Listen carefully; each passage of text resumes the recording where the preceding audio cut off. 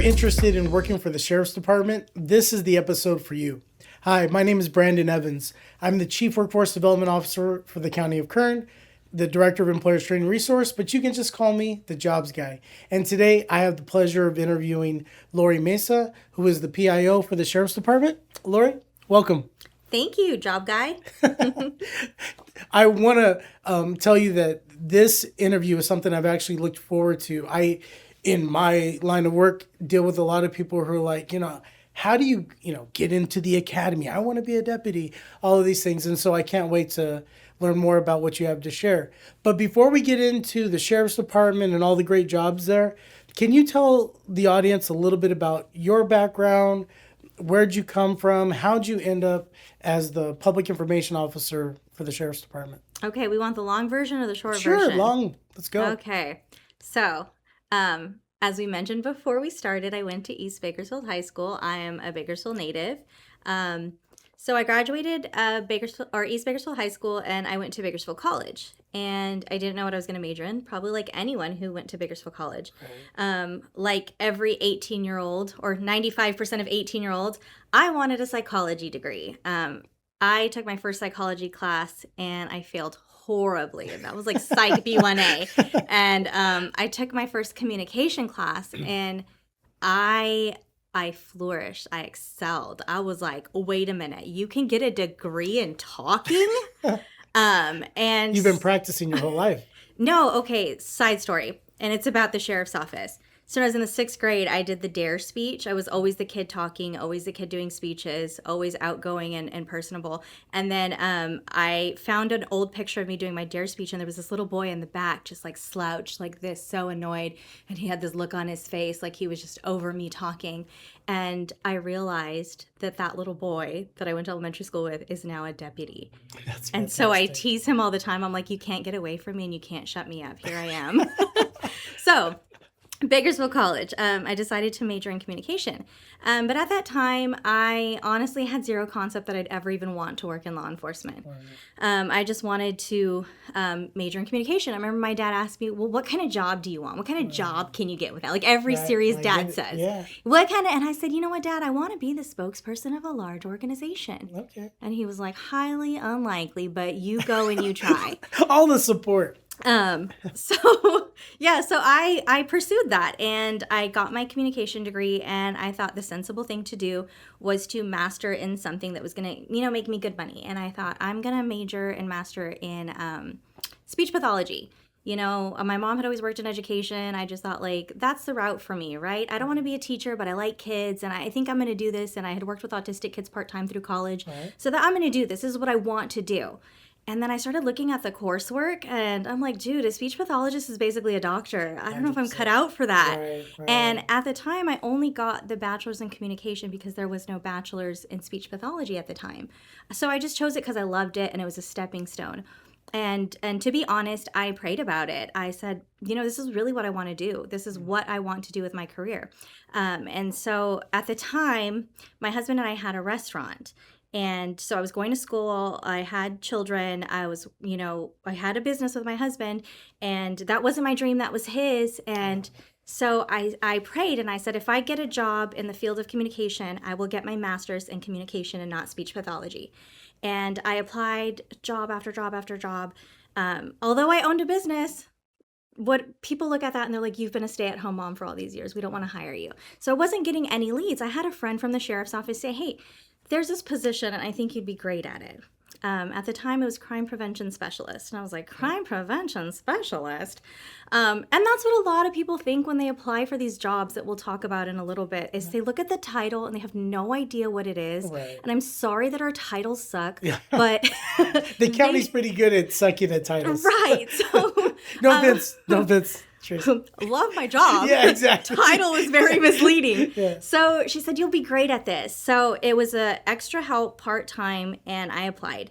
And before we're done texting, she says, so what do you think? Are you going to apply? And I was like, girl, my application is in. Because once I read it, and she told me it's presentations, it's public speaking, you'll have an opportunity to work with the news media. And I was like, yeah, that's right up my alley. You're right. I would love this. So I applied, and the background process took like 8 or 9 months. It was ridiculous.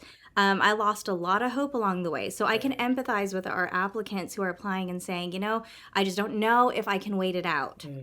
Fair, but if you do wait it out, you could end up having a really rewarding career. So I got hired on as an extra help crime prevention specialist. I did really good. I loved it. It took time, like a lot of these jobs do, because there's a lot that, working for the county, I'm sure you understand, and other duties as assigned becomes a Yes. longer list than your actual duties. So there was a Yes. lot that came with learning the job. It took about a year until I finally felt confident in that role. I was extra help back then. Extra help was only 9 months. Right. So I did 3 terms of extra help and finally got hired on permanent when the opening became available to be a crime prevention specialist. Right. And I did that for about 4 years. And throughout that time, I had applied for the PIO position 3 times. So I did not have my master's the first time I applied because I was getting my master's. Because remember, I made that promise to myself Yes. if I got that job in That's that right. field. So Like, I was here we go. still had the restaurant, working extra help at the sheriff's office and getting my master's. And so then the first time I didn't get it, the second time I didn't get it, and the third time I did. And that was 4 years later. So I became the PIO a little bit over 4.5 years ago. And so that's what took me there. And sometimes I forget that 18-year-old Lori in her first communication class told my dad, I want to be the spokesperson for a large organization. Right. And here I am. So never in a million years did I think it would be in law enforcement. Yeah. I just thought that's my goal and I hope I get there one day. And I did at the sheriff's office. Yeah, well, and that's fantastic. And it's interesting. I've been helping people find jobs for over 30 years. I know. And the dreams of the 18-year-old rarely become the reality. You start one place and you find your dream job or your career path in a completely different thing than you thought when you're 18. And to be able to like stake claim on that and then have it come to fruition is really awesome. Yeah. And like I said, at the sheriff's office is the wild part. Because I think it would be more realistic to think that I'd become the spokesperson of a large organization anywhere but the sheriff's office. But at the sheriff's office, and it's funny because the friend that told me to apply for the job as crime prevention specialist, she said, you're going to be the PIO one day. And at the time I was like, I don't know about that. I don't even know if I want that. Right. And to be honest, I don't really think I did want it in the beginning, but we were not holding on to PIOs for very long. And so I'd end up doing the work. Right. And it just kind of became one of those things where it's like, I'm qualified, I'm capable, I'm doing it. Why don't I just apply and get the raise? Right. And I did, and it's been really, really rewarding. I mastered crime prevention specialist. And so becoming the PIO has become a new challenge. I've been the PIO longer than I was a crime prevention specialist, and I don't think I've mastered it the way I did crime prevention specialist. And so it's nice to have a job that is challenging. And a lot of jobs at the sheriff's office are like that because no day is the same. You always have something new thrown at you. You have to be able to handle crisis. I was gonna say, yeah, there's some pressure. Yeah, but you're surrounded by people who are under that pressure with you. Yeah. And I don't think that whether you're sworn or civilian really matters because we are a team and we have that support and, we work with each other. I try to be considerate of my coworkers and how they want to be represented. And they try to be considerate of, the obstacles that I face in trying to represent them. And so I think that that's something that's a culture thing about the sheriff's office. So no matter what role you're in, there's a good team behind you. Good. Yeah. Yeah. And that, we talk about job fit or workplace culture, and that's always huge, right? When we talk about whether or not this entity has good retention or poor retention, it's do you have the right people in the right jobs and are they feeling adequately supported and what's the team environment? And like you said, whether sworn or civilian, working together as a part of the team to best represent the department as a whole, that's huge. That's huge. Yeah, so there's a lot of incidences where you'll see, like, even on scene, when there's like a major incident, there's a good mixture of sworn and civilian on that scene.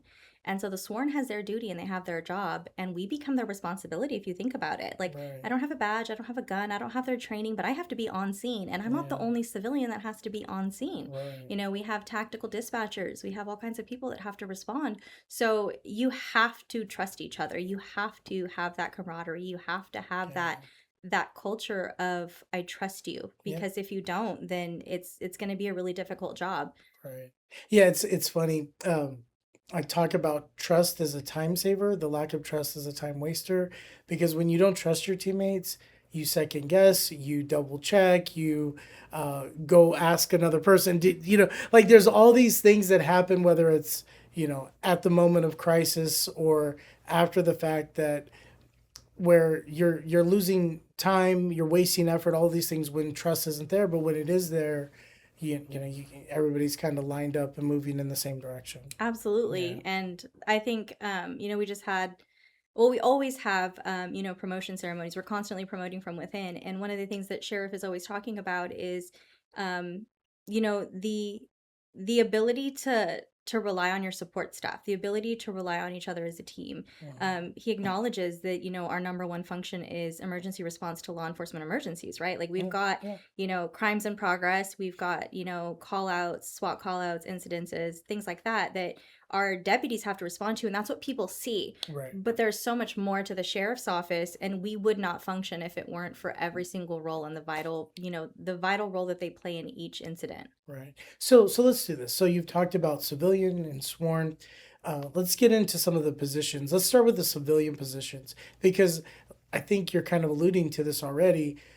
The folks who don't work for the sheriff's office, they tend to think about that guy or gal in uniform with a gun, right? Right. But there's a bunch of other positions. Even if you're not currently hiring for some of those other positions, can you give the audience just a general sense of all the types of teammates you have? Yeah. Yeah. So actually, I have the list of available positions right here. Sounds great. So we have Sheriff's Program Technician, and that role is in Lerdo. So a lot of people will look at that and they won't know what that is. So Right. Program Tech is in Lerdo. So what you do essentially as a Program Tech is you're offering programs to the inmates. Mm. So whether they're programs that already exist or programs that you have to go out and find. So we have people like advocates, survivor advocates, that will come in and speak to different groups of the population within Lerdo and kind of give them an opportunity to see a different perspective. For example, we have a human trafficking survivor.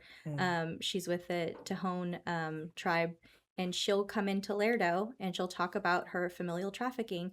And she's always giving me these great reports that our inmates are opening up to her. And then the detentions deputies are saying, dude, these girls never talk to anyone, and they're talking to you.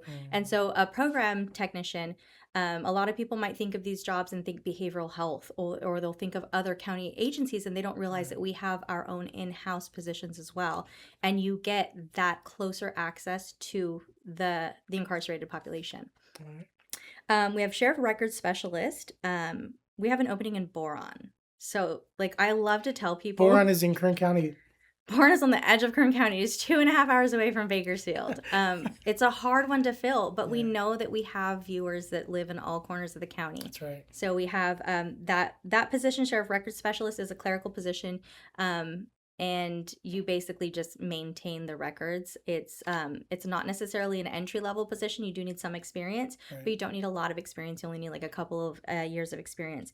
We also need one at Lake Isabella, Ridgecrest. And then we also have deputy coroners. So that's not necessarily civilian, but it's not necessarily sworn. You do have to have your PC 832, which is your ability to make an arrest, and you carry your gun on you. But you need investigative experience. A lot of people ask me, well, how do you get investigative experience if I've never worked in law enforcement? Working from Around the office. Right? Like all Do the you know gossip. how to Facebook stalk someone? Right. Yeah, exactly. No, Exactly. but if you've worked for All the Swifties. right. Yeah.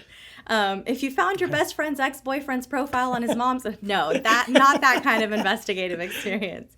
But if you've worked for like an insurance company, there's a lot of different investigative positions that you can have that are not sworn or law enforcement related. So a deputy coroner needs to have investigative experience.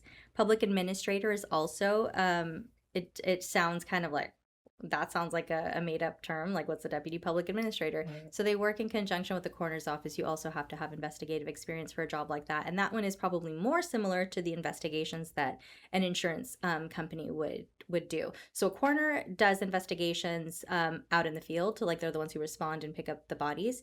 And then a deputy public administrator would investigate someone's assets, their home, things like that, so that they find out who's the owner of what, who gets what, who's the next of kin. So they do a lot of the fiscal side of that comes along with the death of someone who doesn't have everything in order. Right. And that happens a lot. And so that's something that we have to handle on the county level. A sheriff support specialist. Now this one is one of our entry level clerical roles.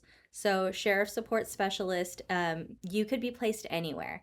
So when you're applying for these kind of clerical positions, it's really important to remember to highlight what you can do.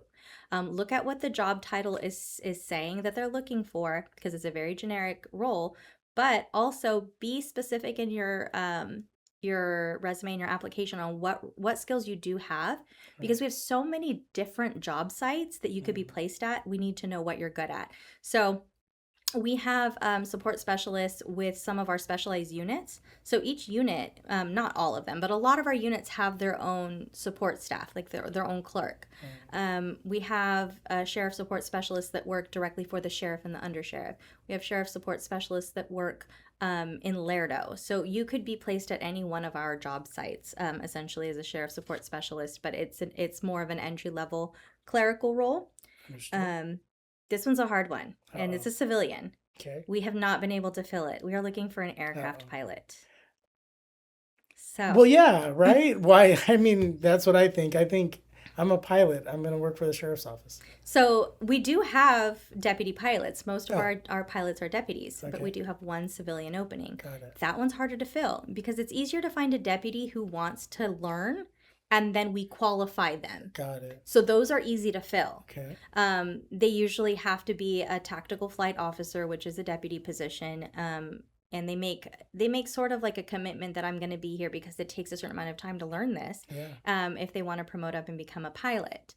But our civilian pilot role, so we require them to be able to have so many endorsements on both the rotary and fixed wing. So it's not just a helicopter. We also have airplanes. Okay. So we need to have someone who can fly both airplanes and helicopters. Right. And we have multiple helicopters. So it's not just one. We have more than one fixed wing aircraft. So that's more than one airplane you need to know how to fly. So it seems really strict. I know I've talked to a lot of pilots who are like, that's a lot. And I'm like, I get it, but we require a lot. And again, because you will be flying the sheriff-elect around, you will be flying possible dignitaries around in our airplane when they come into town. You will be flying the helicopter during major incidences. So there's a lot that you have to have a wide, diverse range of pilot experience for that role. But I mean, if anyone listening knows any pilots and they're interested, go to kcsojobs.org and look at those specs and see if they have them, because it's hard to find someone who has all those skills. And then lastly, I think a lot of people probably are interested in this one, is the dispatch position. Yeah. So we have a multi-level dispatch where you can come in as a dispatch assistant. You come in as a dispatcher 1, dispatcher 2. So if you have experience, you can come in at a higher level, but we also have entry-level dispatch. So if you wanted to do a sit-along with dispatch, you want to learn about that role, email me at socialmedia@kernsheriff.org, and then I can email you back the form, or you can go to kernsheriff.org and download the ride-along form and submit it to headquarters. And at the top, you'll just click or check off sit along, that you want to sit along with dispatch. But so dispatchers, I would say, is probably, it's one of those jobs that you only hear about when they mess up. I was just looking at some of our, we call it My 90 surveys. So every time someone has a call for service, we have a survey that goes out to them. Okay. And so they give us feedback, and we hear nothing but bad feedback in the public about dispatch. Right. But our My 90, we get a lot of good feedback. So it's a tough job to have, because you only get the attention when you messed up. That's right. But they do a lot. They really, they have to be able to operate multiple software systems at once. our dispatchers are the main hub for dispatch. So when you call 911, you're typically speaking to our dispatch. And then if it's a medical or fire emergency, then they will route that call, and then they'll have to dispatch to the other dispatch, the other dispatchers for other organizations. Right. Yeah, no, that's you talk about managing pressure or crisis. I mean, look, I'm sure it's not every call, but a lot of those calls are just that. Yeah, and so for my role, I have to edit the videos. So I have to listen to the dispatch calls. I have to listen to the dispatch radio, dispatch calls.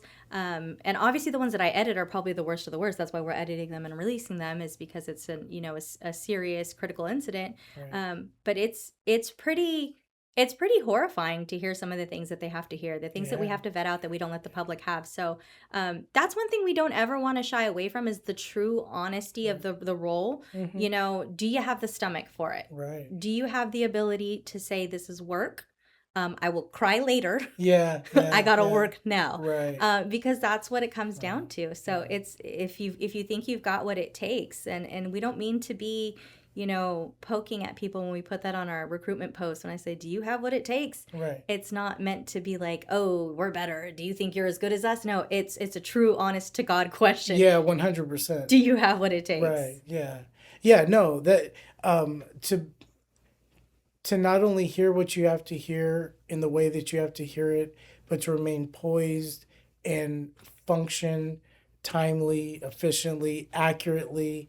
I mean, that is not just a normal person. That's a special breed. And then in the state of California, I think a lot of people, I think that's why a lot of people don't want to work in law enforcement in California, is we are very regulated. Yeah. There are a lot of rules that it would make our jobs a lot easier if we didn't have those rules. Right. But the reality is, we are a law enforcement agency. We enforce the law. It means we have to follow the law. Right. We have to follow those regulations and guidelines.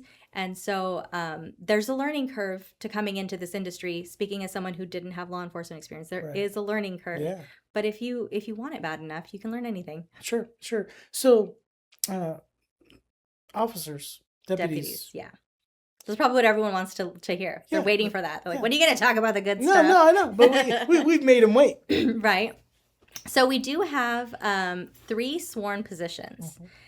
We have detentions deputies, we have park rangers, and then we have deputies.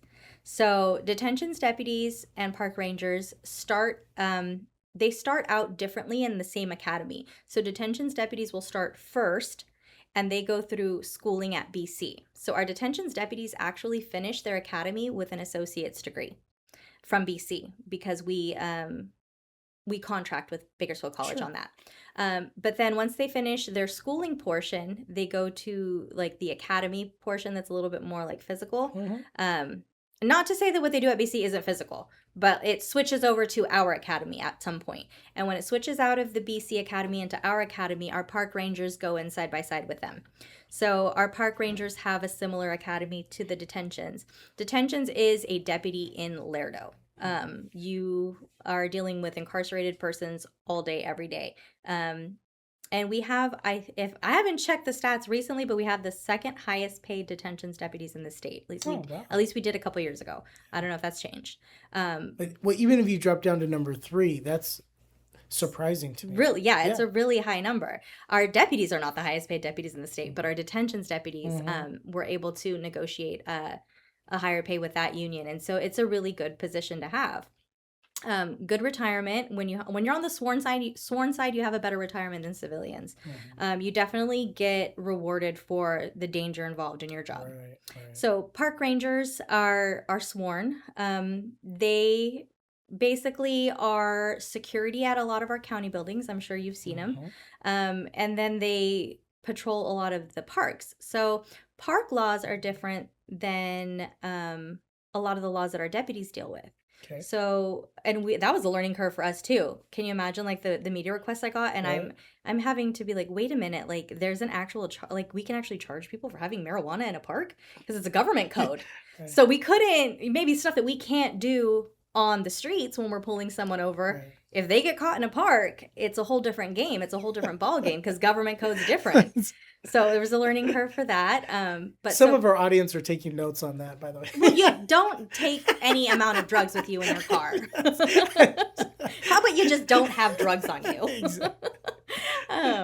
Which leads me to... Is that your dare speech? Right? That was my dare speech. I got into like a little segue though, talking about drugs. Yes, because you did. all of the positions, you have to pass a background check. I hope. So the sworn positions are more strict, and if you're working with incarcerated persons, the background is more strict. If you're working in like a highly classified area, like body worn camera unit, it's more strict. So one of the biggest things we like to tell people, young, old, whatever age you are, your past is not automatically going to disqualify you. You have a past, that's fine. What's going to disqualify you is lying and recent drug use. Right. So I think that because there's a lot of, perception of danger, whether it's more or less towards marijuana, a lot of people have their perceptions. Those are still things that we're concerned with. Right. We want to make sure that someone doesn't have a problem with, overconsumption of credit. Like, I was going to are ask you not gonna about financial background. Yeah, you're not going to use too much credit cards and be in debt because, people who are in debt are more likely to steal. Yep. Do you have a gambling problem? Right. Do you have a drug problem? Do you have a drinking problem?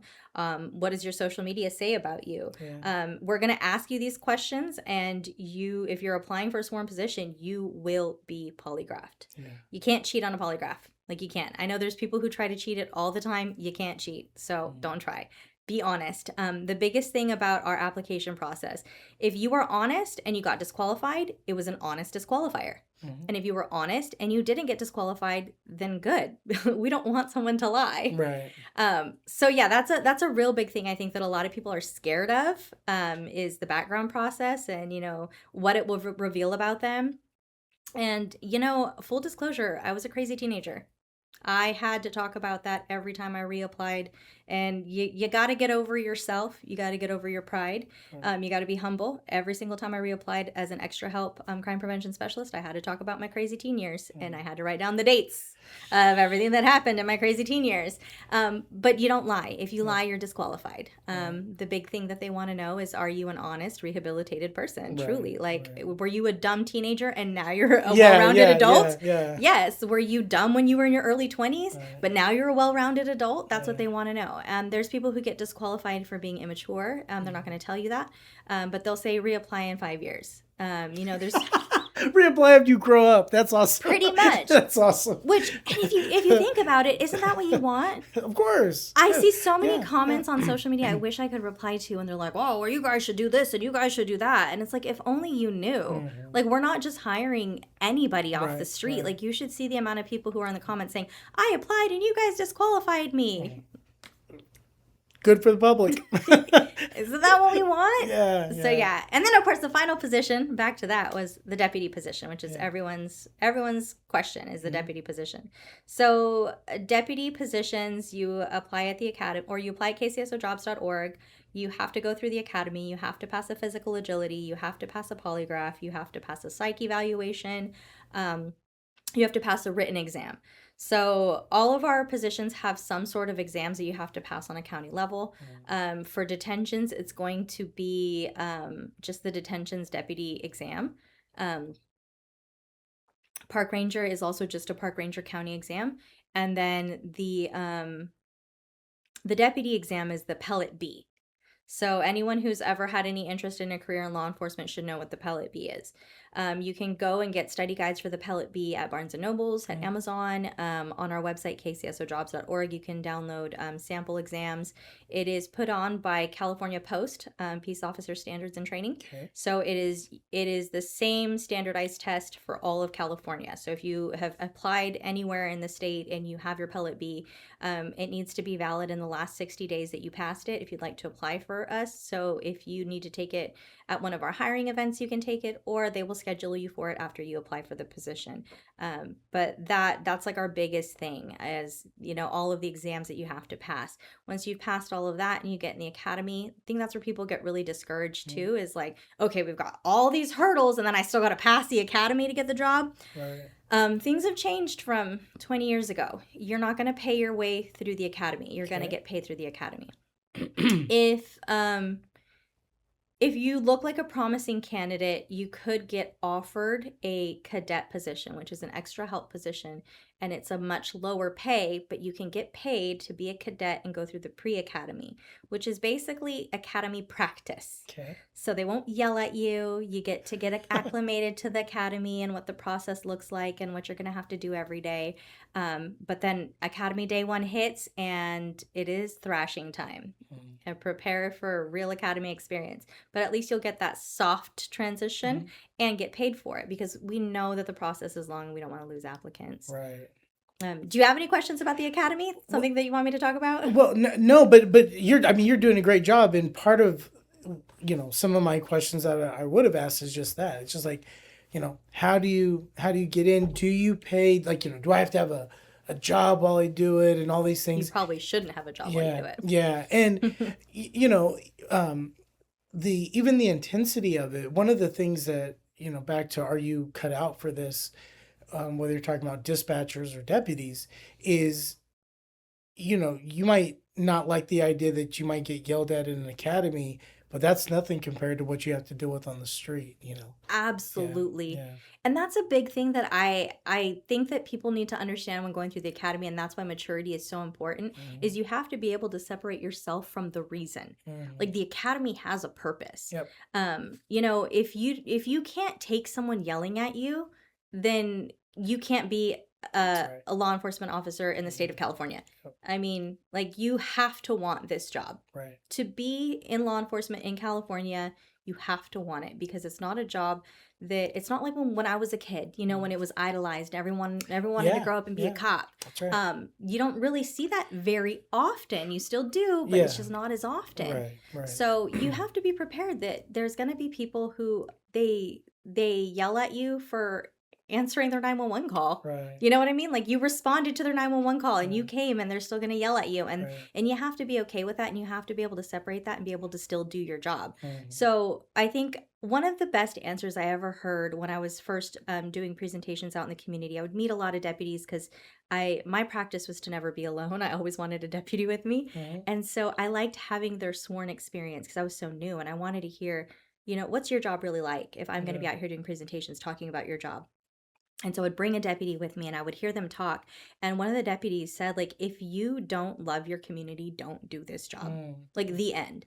Because if you're here for any other reason other than to serve your community, you shouldn't be here. And I know that sounds cheesy, but there was something in the way that he said it so earnestly that it made so much sense, because you're like, like, my job, I get yelled at. Can you imagine going to the, the community meetings where everyone wants to tell you everything that's wrong with how you are policing their community? Right. You have to be able to take your face and turn it off and let them unload on you, yell at you, scream at you.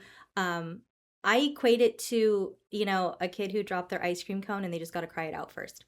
You could tell them, I'll get you a new cone. You could give them a logical answer, but their problem is bigger than that, and you have to be willing to listen to them cry it out. And then once they've reached their moment of, then you're like, all right, I've got some answers and solutions. Would you like to discuss it? And then you have a community who's willing to work with you, because that's what they really wanted, was they wanted to be heard.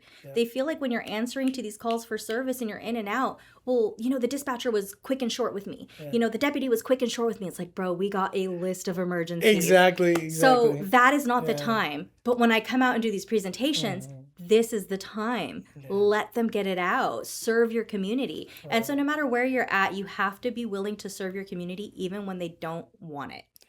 Yeah, and it's interesting when you think about something like response times. If you're at my house addressing my issue, I want you here all day. I want you to answer every possible question. I want you to listen to me out. But then I'm also going to be upset when you don't get to my house on time. Well, you may have been at someone else's house helping or something, right? Like, there's just the demand far exceeds still the resources. Yeah, and you can't unload on the person. You can't tell them, look, I just came from a call where I held a dead baby in my arms. Like, you're not going to say that. So you have to be able to answer that call for service, because it's not about diminishing their emergency because you just came from a bigger one. So you have to be mature enough to do that. That's definitely something that I think that they're looking for in all of those exams, the psych eval, the poly, the interviews. They're looking for that maturity. And Just to throw it out there, if you have any level of work experience where you've been yelled at, like Yeah. let's say a Starbucks Right. barista, Yes, exactly. Go you work baristas to deputies. That's the pipeline. right. You worked in fast food because I think a lot of people have this perception that there's this like authority that comes with, deputies that you have to come with. No, you learn that. That's what the Right. academy is for. Yeah. But do you have the ability to deal with angry people, to Right. deal Right. with, people who are having a horrible day? Yes. Because unfortunately, sometimes when you work at Starbucks, like that is that person's like outlet, like that they're coming to have their Starbucks and That's make right. their day better, and then That's you right. messed up their drink and they're screaming at you, and you're probably thinking like, "Good grief, it's a coffee, woman, chill." Yeah. You know what I mean? But if you can handle that, if you've got what it takes, if you don't have what it takes, if you're in that job and you're thinking about crossing over into law enforcement, and you've got some retail job, take those opportunities. You see an irate customer, take the initiative in your current job and go and tell your other coworker, tap out, I got this. Right. Be the one to get those skills, because if you have the skills to deal with those crises in that moment, trust me, if you've got the heart for someone who's upset in retail, Yeah. you definitely got the heart to deal with someone who's got a much bigger emergency. Right. I'm sorry the dress doesn't fit you. This is our return policy. How are you going to deal with this? Yeah, and you actually stole my last question with that, which is just what should somebody do to like kind of gauge whether or not they are the right person, and really that personal maturity, poise, assertiveness, and the ability to kind of step outside yourself and treat what you're hearing not personally but professionally, so that you can respond professionally, is such a key to being a successful deputy, and even the civilian positions that you were referring to earlier. So, Lori, this has been great. Is there anything else you want to make sure that the listeners of Job Talk hear? We've got plenty of hiring event series. So all of our, not all of our, but we do have 2 series of events, one for civilian and one for sworn. And then we are always doing intermittent hiring events for like park ranger or other specific civilian positions if we have like a special need. So if you look on your screen, you'll see some of our events that we have coming up. All of our events are tailored to answer all of your questions. I know that I gave a lot of information. I talked a lot today, and that is the tip of the iceberg. There is a whole city underneath the title of Kern County Sheriff's Office. Our facility is huge. Our positions and our roles and our functions, they're so diverse and they're so vast. So I think that if you have any questions or concerns, come to our events.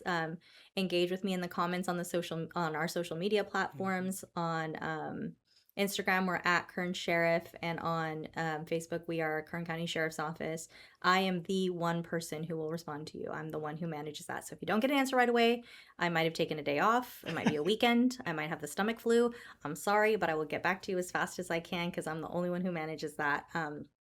But if you have any questions, we're here to help you throughout your process. The academy process is meant to be an opportunity.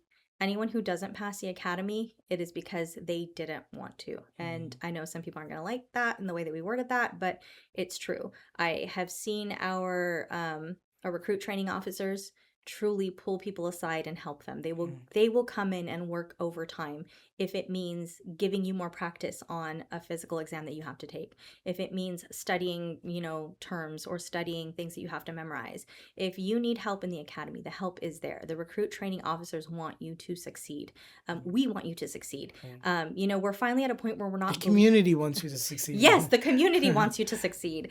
So we'll do everything we can to facilitate success in the academy, to facilitate success in your role at the sheriff's office. The tools are there, the help is there. Be the person who steps up and reaches out and does the hard thing, because applying, it sounds scary. Go to kcsojobs.org and just start your application. Start somewhere. And a lot of our positions, I call them the Taco Bell nacho fries. They are not here for permanent. Okay. I was wondering whether you were going to go with that, but that is the thing I think about. Like, they are so good, but they're not always on the menu. Right. Yeah. And so Park Ranger is one of them. So we just closed recruitment for Park Ranger. We've only opened recruitment for Park Ranger, I want to say twice since we've taken over the Park Rangers. It is a very coveted position. I wish I could say that I could take credit for the marketing, but it's just the position itself. Yeah. It's law enforcement, but it doesn't seem like law enforcement. And Right. so it's just easier to recruit. Yeah. But even that, a lot of people are waiting for that park ranger recruitment to open up because they think it's like dipping your toe in the pool. Like, I'll try it out first. You know, it's a shorter academy. It's not, it doesn't seem like, oh, I don't have to go out on the streets and patrol. Right. You might still have to, we've got large parks. Yeah, I was going to say those parks. Buena Vista. And no weed at the parks. Yes, no weed at the parks. And you have to do all of the major events. So like Lightning in a Bottle at Buena Vista is now all park ranger. That's Lightning in the Bottle's lit. I put a video out recently from park rangers. If you look closely, there's some lightning in a bottle footage in there, because it's just wild. So you'll have to do the same job as a park ranger. Right. So if you're thinking about it, just apply for deputy. And if you see that there's a recruitment open for like community service technician is one of those rare ones that just pops open real quick, and park ranger will pop open real quick. So when you see it, have your application ready. You can go to kcsojobs.org. You can pick any job title, and you can start your application process and at least save your application to the government jobs website. Right. And that way, when your recruitment opens up for that position you want, you don't have to be at that time trying to figure it out. Right. Another thing is, and it goes back to the backgrounds, you have to know every roommate you've ever had. So the older you are, the more you're going to have to remember. So the younger you are, the less you have to remember. But we'll need all of your job experience. We need contact numbers for every job you've ever had. We need contacts for every roommate you've ever had. We go through multiple character references. So start collecting that information now. You know, I helped someone with their job application a while back, and they were like, well, I worked for Food Max when I was 17. We need to know who the HR manager at that Food Max is now. Maybe it's not your manager that you had at 17 and you are now almost 40, but we still need a HR manager at Food Max. So go get that information, because when recruitment closes, it closes. And so you want to have your application ready. So at least start it now. Governmentjobs. I think it's governmentjobs.org, which is the system that houses all of our applications. They'll let you save that application. So at least start it and get it saved. Yeah, excellent, excellent. Well, Lori, this has been great. It really has been. I appreciate you being here.